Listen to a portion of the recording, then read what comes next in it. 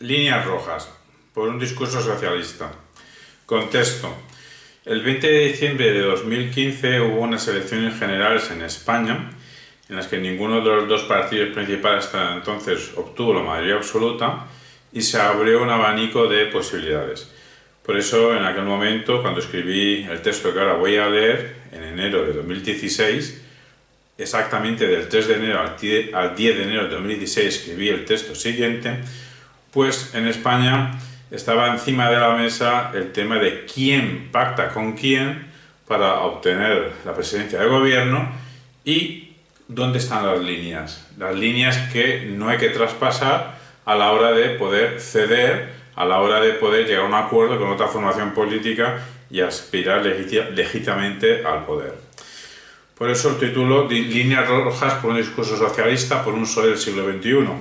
El objetivo ahora de exponerlo no es tanto un ejercicio autobiográfico para saber que echamos servidor en enero de 2016, lo cual no tiene ninguna importancia, sino que lo que siguiente asoma es un programa político.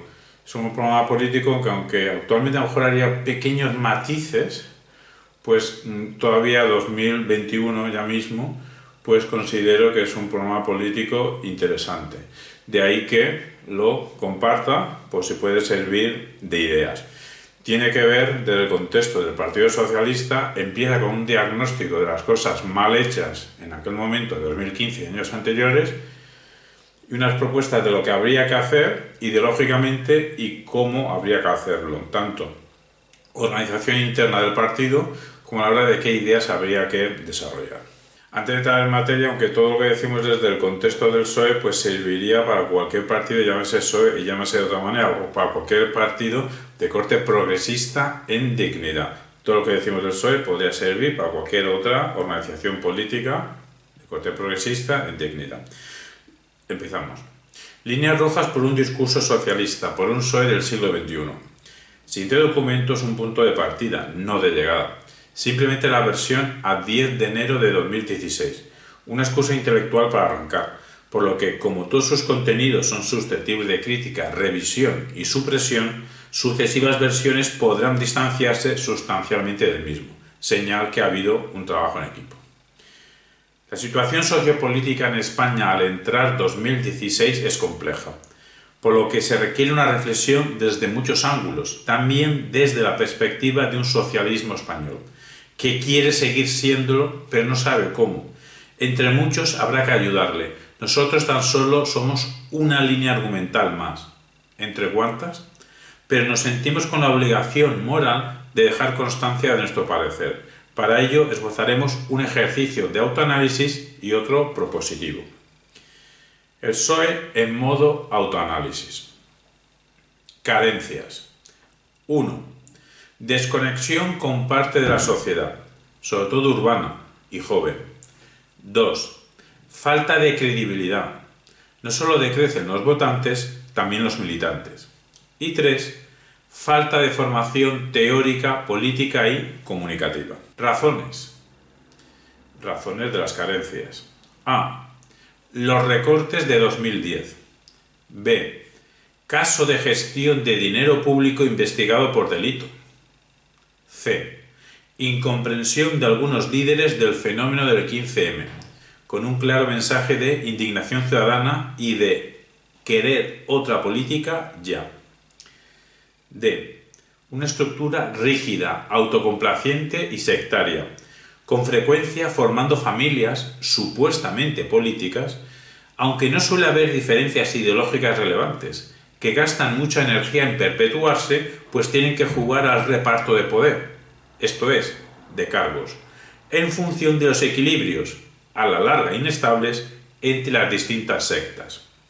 Y falta de un discurso propio, actualizado, como partido, y sobre nuestra sociedad y la globalidad. El PSOE es una organización rehén del axioma: quien gana al centro alcanza el poder. Pero, ¿cuál es el objetivo? ¿Conquistar cuota institucional o transformar la sociedad? Esto impide ofrecer un discurso político claro, riguroso, crítico, acorde con la ciencia contemporánea y, sobre todo, que es lo que se espera de un partido socialista emancipador. Parte de la sociedad considera que el PSOE no tiene discurso. Y lo que es peor, tampoco lo espera. Ya no se piensa yendo a la raíz de los problemas, sino que se explora lo que supuestamente puede dar más votos. Y como esta estrategia de búsqueda del voto mayoritariamente centrista ha fracasado, es hora de poner en práctica aquello de si algo no te funciona, no lo repitas. Algo bueno tendrá esta larga crisis, esperemos que no agonía, del socialismo español. Ante cualquier tesis actualmente pertinente, por muy radical que pudiera parecer, ya no se puede objetar aquello de sí, pero con esa propuesta perderemos los votos del centro, pues los votos ya se han ido perdiendo y por millones. Y F. Déficit en estrategias argumentativas, persuasivas, comunicativas, de calidad. Por una sencilla razón, en este partido no hay cultura de verdadero debate, tampoco una formación intelectual, actualizada en ciencias del cerebro y del lenguaje, teoría de la argumentación, teoría de la acción, ética, filosofía política y práctica. Tampoco hay práctica en debate académico y parlamentario. Escribamos en positivo a ver cómo suena. Los cinturones que más hay que estrechar son los más anchos. Racionalidad, transparencia y honradez en la gestión del dinero público. Escuchar a la ciudadanía. Arquitectura de partido flexible e imaginativa. Discurso, creatividad y elocuencia. Virtudes. Los dos grandes activos del PSOE son, por un lado, la tradición socialista española y, por otro lado, su militancia. La historia de este partido arranca con la lucha obrera, prosigue contribuyendo en la democratización de España, primero en la Segunda República y mucho más tarde en la Transición, y finalmente culmina con gobiernos ampliadores de derechos y de libertades. Pero no podemos hablar en pasado si queremos compartir el futuro. A la prueba está que partidos sin pasado están conquistando el presente. Debemos ofrecer ideas argumentadas y adecuadamente expresadas. Además, no podemos conformarnos con repetir el relato de que los socialistas universalizaron en España la educación y la sanidad, pues no se trata de tener servicios educativos y sanitarios públicos, sino de tenerlos de calidad. No se trata de que los niños y los jóvenes vayan cada día al centro escolar, aunque sea hasta los 18 años, sino de que aprendan. Y ciertamente no bajo un sistema educativo con vistas básicamente a la utilidad laboral, despreciando el saber humanístico y las competencias artística y crítica, recortando la filosofía. Y no nos olvidemos de que sin pensamiento crítico y cultivo de la imaginación no habrá democracia de calidad. En educación y sanidad, priorizar lo rentable al final no sale rentable. Como ahora mismo no estamos convenciendo con nuestra tradición, pues aparte de luces también hay sombras, tan solo nos queda el otro elemento virtuoso, el gran valor de nuestra militancia. Individuos dispuestos a dar lo mejor de sí para que España progrese, si las estructuras del partido se lo permiten. De ahí que nos dirijamos a la militancia, invitándola a que se una en una empresa colectiva de repensar nuestro partido, nuestra sociedad, nuestro país y lo que tercie. Partimos de la base de que la militancia puede pensar. Sí, ya sé que el aparato gusta de practicar el paternalismo con sus afiliados, pero ¿qué le vamos a hacer si somos de la creencia de que los directivos del PSOE no son los únicos con capacidad de analizar, razonar y decidir? Tan solo nos falta a todos más formación y continuo. Primera conclusión. Por todo esto existe el peligro de que el PSOE se convierta en un partido de implantación básicamente sureña, extremeña, andaluza, y más bien de zonas rurales con población cada vez más mayor. Asimismo, existe el peligro de que parte de los actuales votantes y militantes se pasen a otros proyectos políticos disfrazados de novedades o que incluso creen nuevas plataformas. y es que las intermitentes luchas internas por el poder a todos los niveles, desde el municipal al nacional, y que en un mundo retransmitido como el nuestro, más que internas, son luchas a la vista de todos, disuaden a simpatizantes, queman a militantes y espantan a votantes. Son una señal de que las cosas no funcionan bien. Este partido tiene gran experiencia en autolesionarse. Esperemos que entre unos y otros la broma no acabe en autodestrucción. Proyecto. Se impone, pues, un plan de acción tanto a nivel formal, de estructura de partido, como a nivel de contenido, de ideas y de ideología, para que el PSOE emerja. El PSOE debe ser una cooperación emergente. Nuestro axioma de partida es: el PSOE debe buscar formas más democráticas de organizarse para construir en equipo un contenido emancipador. Formas organizativas a pensar. Debemos debatir entre todos los militantes, invitando a simpatizantes y gente ilustrada en general, qué tipo de partido queremos, cómo debe ser el PSOE del siglo XXI. ¿Y a ti? ¿Cómo te gustaría que fuese el PSOE para que cooperases en un proyecto emancipador? Esta es la pregunta que debemos trasladar a la sociedad. Puntos sobre los que invitamos a pensar. Tolerancia cero ante la corrupción. Transparencia total en las decisiones, acciones de los militantes con responsabilidad orgánica o política. Participación de la militancia en las decisiones relevantes de la organización, por ejemplo, en la elección de candidatos para los distintos parlamentos a través de primarias, en vez de por decisiones directivas. Mayor recurso de las tecnologías para debatir y decidir. Todo esto apunta a una democracia interna más abierta. Por ejemplo, suprimiendo la exigencia de avales para presentarse a primarias. Todo un obstáculo para los que consideran que tienen algo que aportar. Un partido que pone trabas a los que puedan exponer proyectos interesantes demuestra que está más centrado en la distribución de puestos afines a la tribu hegemónica que en el debate de ideas.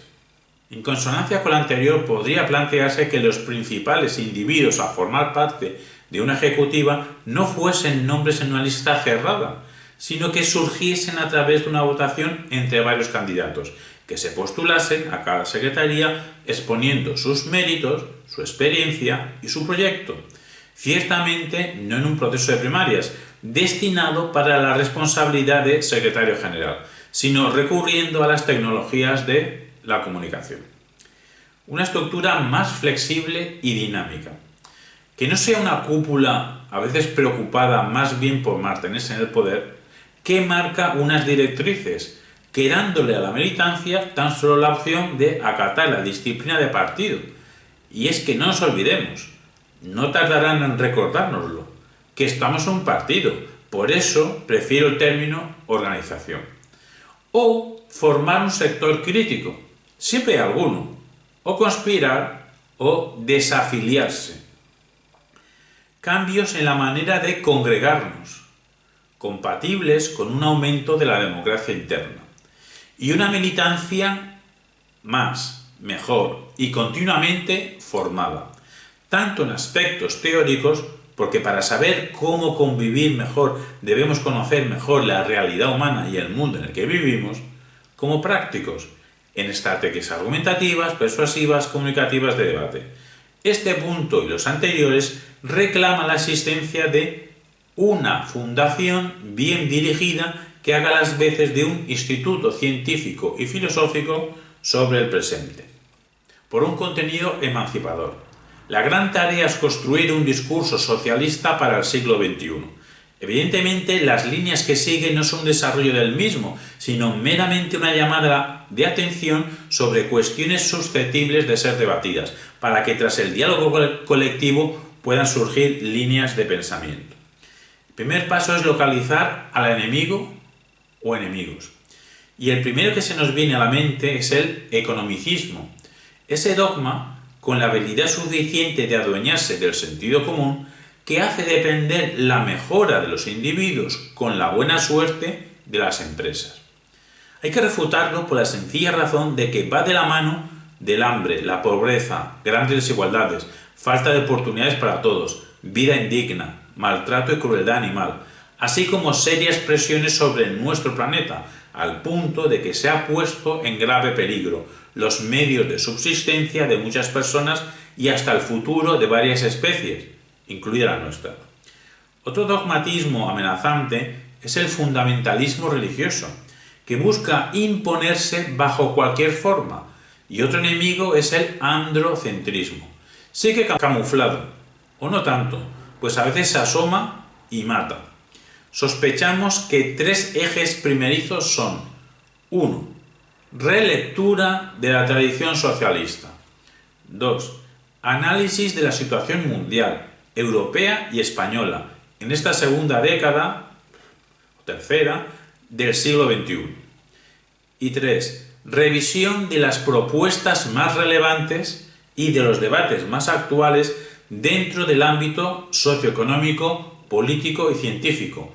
Todo ello para finalmente ofrecer la mejor respuesta posible al problema de cómo convivir. De entrada, tan solo diremos que socialdemocracia tiene que ver con igualar las oportunidades de los individuos en un contexto democrático. Que el principal problema que tenemos como especie es el cambio climático. Que hay una creciente demanda de democracia, transparencia, honradez política, participación ciudadana y acceso al conocimiento. La globalidad ha traído también la interconexión de millones de individuos productores de textos, imágenes, vídeos, cuya actividad resulta incompatible con la pasividad en la toma de decisiones en el ámbito político. Y que la crisis nos ha entregado un mundo con más ultra ricos y más pobres, por lo que habrá que atender a la discusión académica y social que gira en torno a la naturaleza, la radicalización, apertura y digitalización de la democracia, el ecosistema digital, la desigualdad y la justicia. Sin olvidar que todo está atravesado por el lenguaje y conocido con el cerebro. Todo ello para que las tareas básicas de gobernanza, mejora del medio ambiente, servicios sociales, infraestructuras, protección, promoción de la ciencia, de la cultura y de la tecnología, pero como medio, no como fin, sea bajo la finalidad principal de la prosperidad de la sociedad. La reforma de España debe venir desde la educación y proponemos una educación centrada en la consecución de ciudadanos críticos con conciencia ecológica y ética, empáticos, solidarios, con competencias tecnocientífica, humanística, artística, individuos creativos, acostumbrados a trabajar en equipo, comprometidos con la verdad, indagadores y comunicativos, que sepan investigar, construir un discurso y expresarlo por escrito y oralmente, objetivos alcanzables con el sistema aprendizaje por eventos. Invirtiendo en estudiantes curiosos, obtendremos en el futuro investigadores punteros.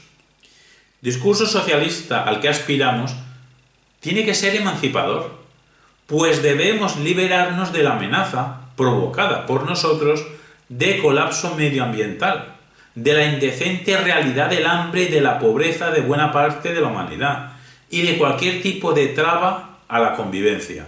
Los contenidos que consideramos centrales son: A. La racionalidad medioambiental. B. La dignidad. Y C. Más democracia. La razón medioambiental debe operar en cómo incorporar a la agenda política el desarrollo sostenible y en pensar la necesidad del decrecimiento. El PSOE no puede ser un partido meramente comprometido con las cuestiones de sostenibilidad ambiental. Debe liderar el conocimiento en economía ecológica. Debe frenar el saqueo incontrolado de la naturaleza. Un elemento que produce graves daños medioambientales, además de morales, es la extrema riqueza, por lo que este primer contenido central está conectado con el segundo, así como las ciencias medioambientales con la ética. La dignidad. La dignidad es el objetivo definitorio de lo que debería ser una organización socialista. No en vano el pensamiento socialdemócrata proviene de Kant. La prioridad social podría pasar por los siguientes imperativos categóricos, a ir cumpliendo progresivamente y susceptibles de ser expresados bajo otras fórmulas consensuadas. 1. Que la pobreza no implique hambre. 2. Que la desigualdad no implique pobreza. 3. Que nadie sea 100.000 millones de veces más rico que el más pobre. Que el índice Gini no supere el 0,33. 4. Que nadie sea 10.000 millones de veces más rico que el más pobre. Que el índice de Gini no supere el 0,3. 5. Que nadie sea 1.000 millones de veces más rico que el más pobre. Que el índice de Gini no supere el 0,25. Y 6. Que nadie sea 100 millones de veces más rico que el más pobre. Que el índice de Gini no supere el 0,2. La necesidad de estos imperativos categóricos vienen motivados por el hecho dramático de que el hambre, la pobreza, la desigualdad matan. La desigualdad extrema, ya sea de índole económica o social, la pobreza, el hambre, son resultado de una elección política, el neoliberalismo, apoyado en la globalización y en la financiarización, por lo que sí son fenómenos erradicables, atacando las causas con otras políticas, otra redistribución en el caso de la desigualdad económica, leyes igualitarias para la discriminación que sufren distintos colectivos, reducción del poder de las grandes multinacionales, al menos en lo concerniente a sus decisiones y a sus influencias en los organismos internacionales, que suponen un obstáculo a la erradicación de la pobreza y del hambre. Por lo que se ve, lo más importante es la voluntad política y el compromiso de la sociedad civil en la concienciación planetaria de que la vida humana debería ser incompatible con el sufrimiento, sobre todo cuando hay medios para solucionarlo y evitarlo. La cuestión clave de la dignidad nos afecta a todos, y más allá de la prioridad hacia los individuos en situación de hambre o pobreza, afecta a los refugiados y en general al fenómeno de la migración. Afecta tanto a los que vienen necesitados de derechos y de políticas de integración, pues estamos viendo que allí donde no se hace nada ante polvorines sociales, al final salta la chispa, como a los que se van, necesitados del derecho al voto electrónico y de políticas para que su capital humano se desarrolle y redunde en nuestro país. Debemos construir una justicia universal más allá del Estado-nación, y en esto España tiene que tener voz, porque es la puerta a Europa desde África. Entre todos, hemos hecho del Mediterráneo el cementerio más grande del mundo. A las personas en situación de discapacidad, desahucio, desempleo, desigualdad de género, terrorismo de género, enfermedades raras, a todas ellas son las que hay que atender. Se requiere una reflexión sosegada acerca del posible derecho a una renta básica universal, que no es una ocurrencia de ningún partido, sino un horizonte surgido en la discusión internacional sobre cómo erradicar la pobreza, que puede ser una herramienta para que los individuos construyan su utilidad sin rendirse al mercado. No podemos olvidarnos de la dignidad de los que ya no están entre nosotros y que fueron víctimas de un genocidio aquí en España insuficientemente denunciado en este país. Tampoco de los que están en tránsito de dejar esta vida. El PSOE debe ser el partido bandera de los derechos humanos, de su cumplimiento y de su ampliación. Lo que se ha apuntado de reducir la tremenda influencia de las grandes multinacionales y de disponer de un sueldo vital que, entre otras cosas, me permita negociar en mejores condiciones con las empresas mi contrato laboral, va en la línea del nuevo discurrir progresista sobre el igualitarismo, que ya no se centra tanto en conseguir mayor igualdad en los ingresos, sino mayor igualdad en el poder.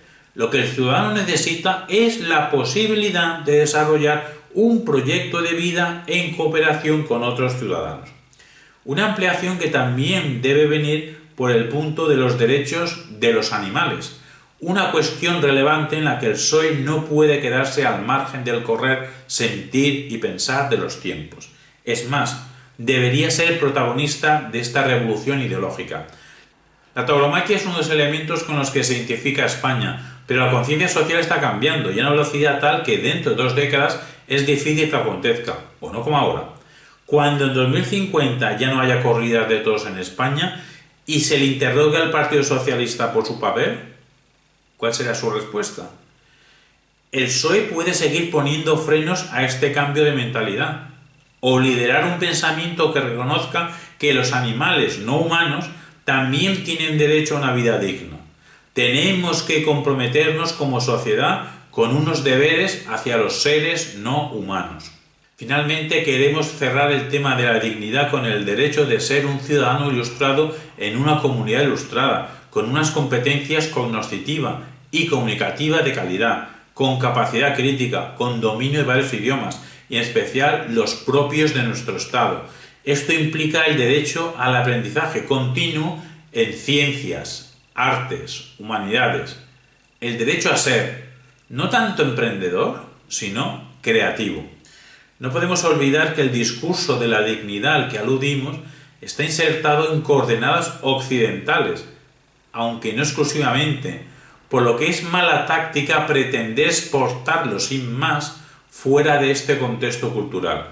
Así pues, en el diálogo global de hoy en día, debemos también incorporar a nuestro discurso la idea de que en el seno del Islam se dio una corriente ilustrada que promovía la ciencia, el arte, la filosofía científica y laica, el papel de las mujeres en la sociedad, la separación entre religión y Estado, una ilustración que se dio precisamente en Al-Ándalus, razón de más para que el Estado español reivindique como algo nuestro el legado andalusí.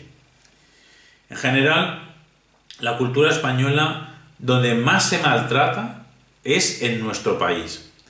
Permanecemos ciegos ante el gran valor de nuestro arte, de nuestro pensamiento, de nuestras incursiones científicas y tecnológicas y sobre todo de nuestra lengua oficial. Y no nos estamos refiriendo a un valor estético y de conocimiento, que eso sí está reconocido, sino a un valor económico en cuanto a oportunidades laborales, de crecimiento. Sabemos que la lengua española es el segundo idioma más hablado del mundo, como primera lengua. La segunda más hablada como primera lengua, tras el mandarín y por delante del inglés, pero no somos plenamente conscientes de ello, de la industria que se podría generar en torno al hecho de que tenemos la denominación de origen de un objeto relevante en el mundo, una lengua hablada en 2015 por más de 560 millones de hablantes, interesante por eso mismo para muchas personas.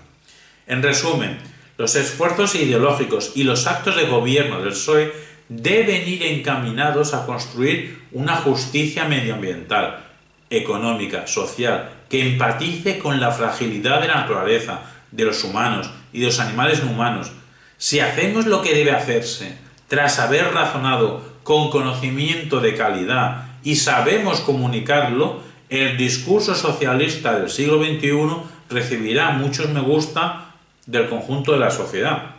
Aunque eso será una consecuencia. No debemos decir lo que creamos que nos dé votos, sino lo que deba ser dicho en cada momento. Tampoco podemos olvidarnos que la gente reclama políticos claros. Respecto al tercer contenido central, el de más democracia, tiene que ver con reflexionar acerca de la manera en que queremos representarnos y participar en la vida pública. Un nivel de reflexión viene dado por las demandas de listas abiertas, generalización de las primarias, pero bien pensadas, garantizando la exposición de posturas de los distintos candidatos y de debates entre ellos, la digitalización de la democracia, la obligatoriedad de debates públicos entre los candidatos a cargos públicos de relevancia, condiciones de los referendos y el cambio de la ley electoral. Un segundo nivel de reflexión viene dado por la supresión o reforma de instituciones como las diputaciones, el Senado, el Tribunal de Cuentas y en general la justicia. Un tercer nivel, bueno, la justicia no hay que suprimirla, la justicia será reformarla. De las otras instituciones, a lo mejor alguna se podemos reflexionar si cabe su supresión. Un tercer nivel de reflexión recaería en la reforma de la Constitución para ampliar y blindar derechos. Un cuarto nivel de reflexión atañe a la organización territorial de la península ibérica, pero también de Europa y hasta del mundo. Y un quinto nivel de reflexión no puede obviar la forma del Estado.